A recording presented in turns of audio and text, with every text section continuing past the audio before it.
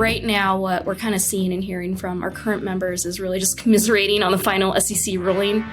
I feel like, and I'm not an accountant, I'm not a sustainability person, I'm a community person, but I have to laugh now just seeing like, maybe we should start putting bets, and I will challenge any current member, anybody who wants to become a member, to put that out on our community. Should we put some bets on when that final ruling is going to happen? Hello, and welcome to Off the Books, where we surf the uncharted waters of accounting, finance, risk, and wherever else the waves take us. This episode is brought to you by Workiva, the one platform that brings financial reporting, ESG, audit, and risk teams together. Like your favorite deli puts turkey on brie on arugula on cranberry sauce together. See for yourself at workiva.com/podcast. My name is Catherine Tsai. I'm not an accountant or an auditor, but my rapper name is C-Note. And I like asking questions of smart people. So we're here with a few smart people, including Steve Soder. Steve, why don't you tell the fine folks who you are? Yeah, certainly. Happy to, Catherine. My name is Steve Soder, accounting enthusiast and Diet Coke aficionado. I'm looking forward to debating a great conversation, and I'm super happy to have you all with us. Also really happy to have Lauren Uyeno and Mark Mellen joining us as guests this week. Lauren is someone who builds communities. She's built national professional groups in the technology industry and for financial reporting and audit professionals. Yeah, just last year, Lauren actually launched a community for people working on ESG, which refers to, of course, environmental, social, and governance topics. The ESG Pro Group now has nearly 600 members after a launch late last year, and Mark Mellen is actually the executive advisor of the group. Certainly, financial reporting teams have been paying attention to ESG with respect to certain proposals out there, including the SEC's climate proposal, but a lot of people are paying attention to ESG, not just financial reporting folks.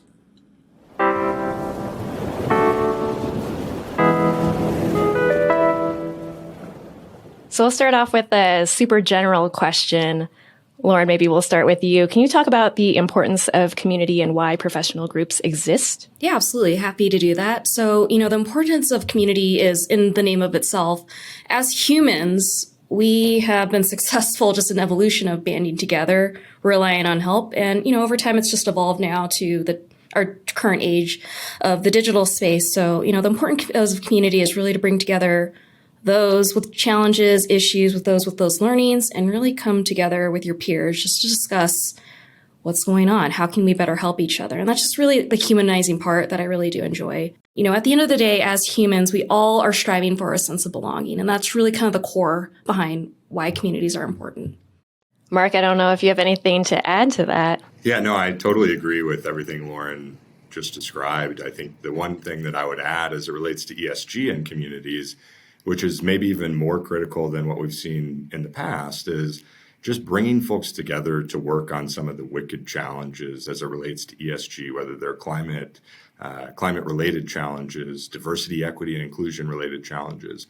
And it all really relates back to the UN Sustainable Development Goals, or SDG 17, which is partnership for the goals. So really partnering together in communities to advance and make progress on some of these things that we're trying to make progress on individually, potentially as an organization or as a group, but more progress can likely be made together.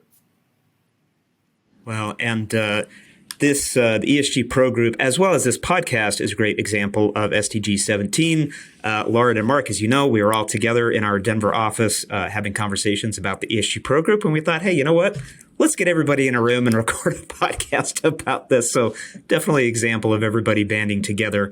Lauren, you've been doing this for a while. What are some of the best kept secrets of the benefits of joining a community? Like, if I've heard about it or if I'm on the fence, what really should be motivating me to jump in with both feet and get involved? Yeah, for those of you who jump in head forward, full front, and you're open to accept the community and support the community, my favorite anecdote, and I've heard this many times before, is you have your guy. You put yourself out there. And I always say too, with communities, user groups, pro groups, it's take a penny, leave a penny. You are taking content, you're taking ideas and knowledge, but you also have to share back. And you are opening yourself up to expanding out your network. You're willing and receptive to build those connections with your peers. And my favorite anecdote, once again, is going back to, I have a guy that is, senior in audit or SOX. I might have a guy that's an accountant And I also have a guy that's in sustainability or diversity. You start collecting those people and all these different experiences, and you generally do become friends with them, right? My second kind of favorite best kept secret of why communities are important, it's self-service. This is something that many online communities, especially what we want to accomplish with the ESG Pro Group, this is a website, this is a forum. There are real humans at the end of the day answering and providing conversations online.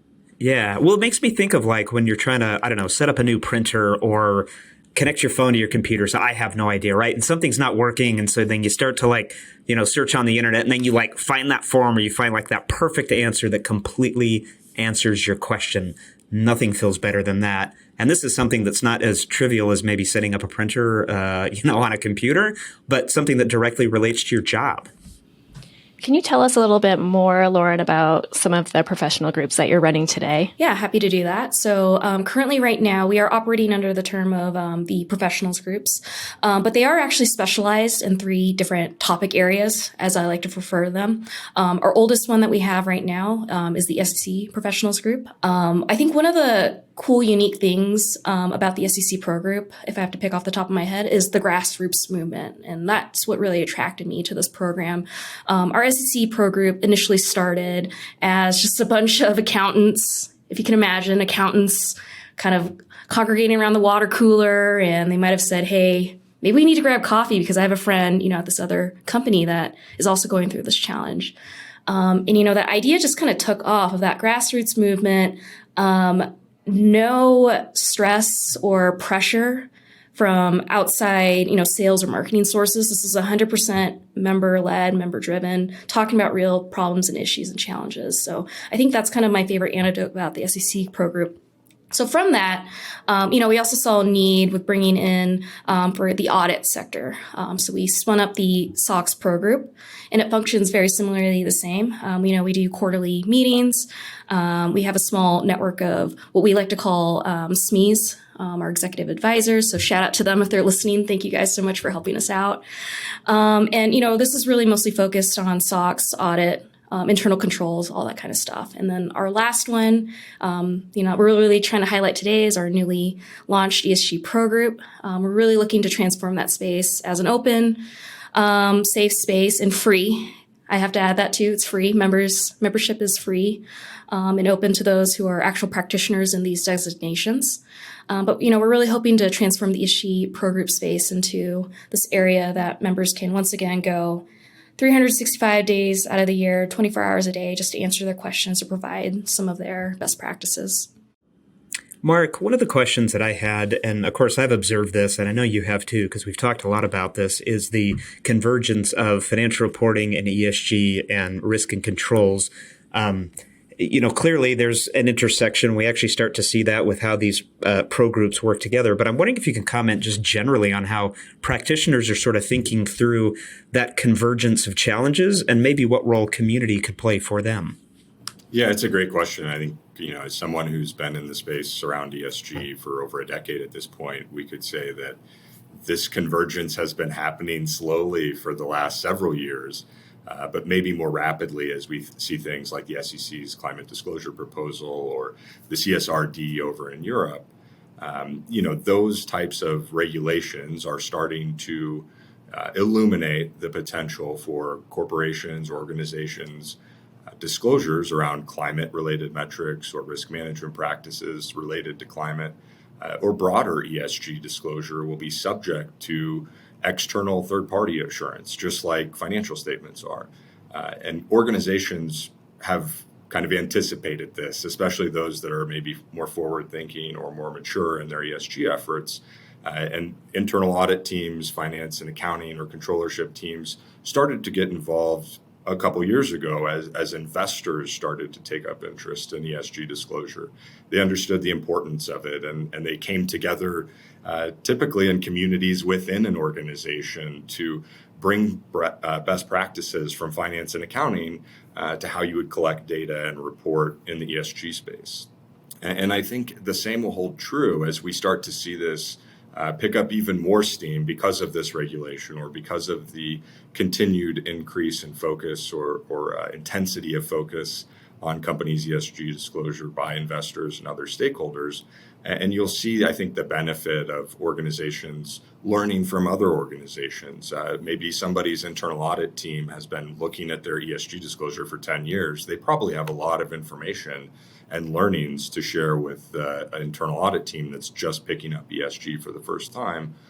Similarly, the team from the ESG group that has stood up policies and procedures to help collect ESG data, manage performance, and report on it, is likely well positioned to help share some of those learnings with others that are maybe just starting up down the road. Well, appreciate that. And we are going to be well positioned if we take a quick break and hear a message from our sponsor. We will get to that and be right back with Mark and Lauren. Ever wanted to swim with sharks, but you were too afraid of sharks and the ocean in general?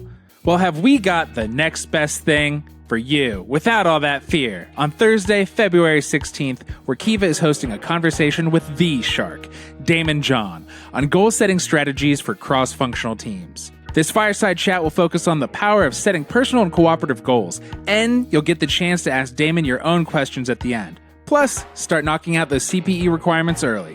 Join us on February 16th from anywhere around the world. Register at workiva.com/events. That's workiva.com/events. All right, we're back with Mark and Lauren. And Mark, you were just talking about finance teams, accounting teams, internal audit, ESG. So who all is allowed to join ESG pro groups? That's a really good question. Currently, we would say all of those teams are allowed to join and, again, share in those expertise areas that they bring to the table, not only across their organizations, but across other organizations. And, obviously feeling free from a Chatham House rules perspective to share different types of information without the concern of that getting out in the public space. Well, I was just going to ask, that brings up an interesting question. Lauren, as you look at those members who have joined the ESG Pro Group, what percentage of them actually don't have maybe ESG or sustainability in their title? Is it a pretty diverse group of members at this point? Yeah, it is super interesting from what we're seeing right now. So currently right now through our membership base on the ESG Pro Group, we're seeing about 80% of members don't have ESG or sustainability in their title. And from what we're seeing, and I think just in conversations I've had with some members one-on-one, this consensus that I'm getting is ESG is becoming part of their job and everybody's job. And I'm really excited to see in the next 1, 3, 4, 5, 10 years about how this will continue to transform and how, ESG or sustainability is up front and center in these people's titles, how teams are going to be built out. So, once again, this is a very exciting space and exciting time to be a part of this community. I saw you nodding your head, Mark, when Lauren was talking about all the different teams. Yeah, well, I think one of the things that I saw in my prior life before Workiva is the integration of ESG across an enterprise. And that's kind of what we're seeing, I think, in terms of different positions that maybe don't today include ESG, and maybe tomorrow won't include ESG either. But ESG is just something that's integrated into how an organization does business. You really don't even have to use the term ESG. It's really just how do we manage the right set of risks and opportunities within a business. And they might be risks and opportunities related to how you obtain capital as an organization or how you obtain raw materials, which could be water, right? So I think it's just making sure an organization has the right lens with which to look at their opportunities and risks and that they're disclosing those. And again, if it's the risk management team, making sure that they're identifying and flagging the right risks and bringing those to the right teams, or if it's the internal audit team that's scoping out or assessing where they're going to spend their time throughout the year, or the financial reporting team saying, oh, I've got more information that's not necessarily financial that needs to be reported. It's all of those people starting to get involved in managing those things that are really just business risk and opportunities. Mark, do you think that the labeling of ESG has really kind of caused that has really caused the momentum to kind of slow and maybe even walk backwards just a little bit. I mean, things are so polarized here in the U.S. generally. It seems like ESG has become a swear word. I know you and I were actually just talking this morning. It was CEO of Coca-Cola, I believe, who actually had I thought was a really, really good quote. But do you feel like labeling is much of an issue, and that maybe it's these communities or kind of people banding together outside of their organization that's really going to help sort of reinstate or maybe like reinvigorate that momentum, perhaps? Yeah, I think so. And I think, some of the negativity surrounding, the ESG movement, if you will, I think ESG was a reframing of how we thought about these issues before ESG was such a hot button issue.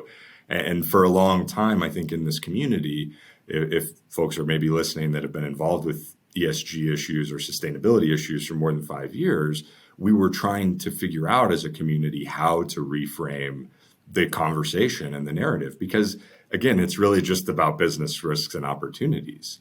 And an organization, I think you referred to Coca-Cola, that understands that water is a business risk and opportunity because they manufacture a beverage that requires water, is a smart organization. It's not a left or a right organization. So I think the more that communities can create and cultivate those types of whether they're a narrative or whether it's just the story that helps everyone understand, I think that's going to be very valuable for business as a whole and society as a whole and the environment as a whole as we look forward. Well, I'm not an accountant or an auditor, but seem to have picked up maybe a little bit of grumbling or good-natured grumbling, not so good-natured grumbling, about some of the ESG demands that are falling on accounting and finance teams. I know the ESG Pro Group is somewhat new, but what are some of your hopes and dreams for the ESG Pro Group, and is there anything that accounting and finance teams can take away from that? Yeah, I think number one, I want everyone to have fun. I want this to be a premier community that is genuine, and friendly, helpful. In my previous life, I was proud of the community that we built, and this is going back to the secrets of community. We felt like we were actually building connections with people. And when we were able to get the opportunity to have our members meet face to face, it was just a heartwarming experience of saying, this is, marquee crew, not even first, last name. Like, they knew people by their usernames. Like, that is the feeling that I want to get. Really what that's telling me is just members want to connect on that. What are they dealing with? How are they going about that process? How are they planning on it? Why aren't they planning it? Another thing that members have been talking a lot too in general, and what we hope to see more of, is just swapping tips and tricks on their reporting challenges as they're kind of going through this journey. And then lastly, I think we don't give this one enough credit, but, we've heard in the past, people getting new jobs or finding job opportunities. All of our pro groups have a job board that you can submit to us, and we will publish on your behalf, in hopes that, a member will have a connection or a contact to get you into your dream job. Mark and Steve, I'm curious to hear your thoughts too. I echo everything that Lauren said. It makes me think of, kind of the annual reunion that the sustainability ESG communities have through some of the larger conferences. And it really gets me excited that we're going to have an opportunity to connect for free with these communities on a more frequent basis, hopefully bringing value to everybody that's involved in the process. Again, making it a resource for the individuals, but also for organizations and potentially industries. Again, as we think about partnership for the goals, we're trying to make change in this space, and bringing folks together, I think, is one of the major ways that we can really make an impact in that way. That makes me really excited. Yeah, and I think from my standpoint, Catherine, I would speak specifically as excited as I am about the ESG Pro Group, about the SOX Pro Group. I've been a longtime member of the SEC Pro Group, and I can tell you that my involvement in that has been pretty career defining. In fact, I probably would not have the job that I have today were it not for my involvement in the SEC Pro Group, and I'm probably a bit of a rare case there, but just personally speaking, the communities can be really, really powerful, both for what it does for you as a person, as a professional, but again, as I mentioned, what it can do for your career. And I'm confident that we're going to have plenty of people who'll be able to say the same thing about the ESG Pro Group in the years to come. And I would say selfishly, for me, Steve, your kind of journey in the community, that gives community builders like myself joy. I mean, we as community builders love to watch our members go through the highs and lows in life, and we celebrate them. So, it gives me warm feelings, and I 100% agree with you on that sentiment that, we hope we can watch, our members continue to grow and develop in their careers in this space. I'm happy to hear I'm giving you joy and not just grief and heartburn, which I feel like I'm doing most of the time. So that's all very good to hear. Well, we should tell people how to join ESG Pro Group. Yeah, absolutely. I'll take that along. Members can join the ESG Pro Group by once going into our website and typing in progroups.org/ESG Pro Group, and that'll get you to the website. And that'll give you kind of a clear snapshot into what the forum is, kind of how to navigate into our About Us section. What you do next have to do is hit the register button. We will have a full registration form. And this is going to kind of go back to that Chatham House Rules kind of a concept. This is a safe space that we do kind of police and kind of monitor on making sure that, an eligible member is an actual reporter or working within sustainability or ESG. We really do try to monitor or discourage those who are in academia, work for a vendor, work in anything not related to being a reporter. And then the final plug that you might have heard a couple times, and maybe another thing that y'all can post on LinkedIn, is how many times do we say free? But the ESG Pro Group, as well as the SOX and SEC Pro Groups membership, is completely free. On occasion, at least for the SEC and SOX Pro Groups, we do provide CPE credits for attendance at our webinars. Well, Lauren and Mark, we really appreciate you both joining. We like to end the podcast on a bit of a lighthearted closing question of the day. And so the question today is, what's the favorite way you've ever been welcomed to a community? Or maybe if you have never had a favorite way of being welcomed, what would be your favorite way of being welcomed to a community? So I don't know, Lauren, if you feel comfortable, you want to go first? I'm all about the gifts at a post or a thread, or the puppy photos. Like, those are always my good. Well, sorry, I am a dog person, but dog, cat, baby will always satisfy me. Some kind of cute animal. Awesome. Mark? I love that. As you all know, I'm a dog person too. My dog is here with us in the office. I would try to pan the camera, but it's probably not going to work. Let's see. Yeah, there he is. There we go. So, I've actually noticed that a lot too lately, though, when I go to conferences or events. People pull out their phone, and I think they used to pull out pictures of their kids, but these days it seems like more people pull out pictures of their dogs or animals. So I like that too. Awesome. Catherine, how about you? A good icebreaker is always good, where you find out something new about the person that you might not find out until like 10 years down the road in normal life. I don't know. There you What go. do you think, Good Steve? one. Well, I can tell you my least favorite, which is not directly answering the question, I understand, but I won't give you the name of the company, but one company that I worked for, when you were promoted to become part of the operational leadership group, they would actually have you go up on a stage or sort of a podium and sing I Am a Teacup, Short and Stout. For someone who is short and stout, which would be me, I found that very pretty brutal and pretty embarrassing. So I would say that would probably be my least favorite way of having been welcomed to a community. That doesn't sound real. Oh, no, it's 100% real. Is this like in high school or something? No. Wasn't that long ago. I would call it a form of corporate hazing, I guess. Might be the right way to describe it. I'm going to find out which company that is. Well, maybe after we wrap up this recording. Who knows? All right. Cool. Well, thanks, Lauren and Mark, again for joining us today. Yeah, definitely. And thank you, dear listener, for surfing along with us. I am Steve Soder. That was Catherine Tsai. This has been Off the Books presented by Workiva. Please subscribe, leave a review, and tell your buddies if you like the show. Now, if you're watching this on YouTube, please feel free to drop a note in the comments. Or if you're old school like me, feel free to drop us a line by email at offthebooks@workiva.com. Surf's up, and we'll see you on the next wave.